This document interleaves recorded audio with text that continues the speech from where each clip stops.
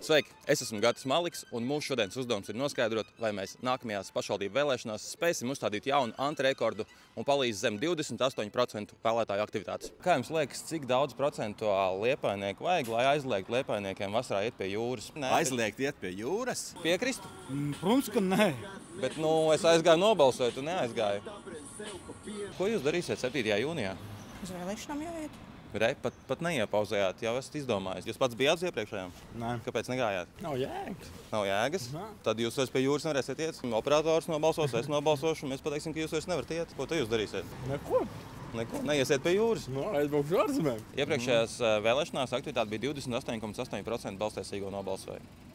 Wow. Viens vēlētājs izlēma par 3 citiem principā. Kā jūs domājat, kas viņiem ir tik svarīgs darāms, ka viņi neizmanto šīs savas tiesības? Tāpēc, ka cilvēki ir atmetuši ar roku. Uzskata, ka viņi neko tieši mainīt nevarēs. Lai kaut kas mainītos un lai nebūtu tā, kad tu esi atmetis ar roku un tavā vietā to ir izdarījis cits. Ja tu esi Latvijas pilsonis, tev ir pienākums iet un balsot. Viņiem ir jābalso. Tā nedrīkst vienalga pa kuru deputātu, bet ir jābalso.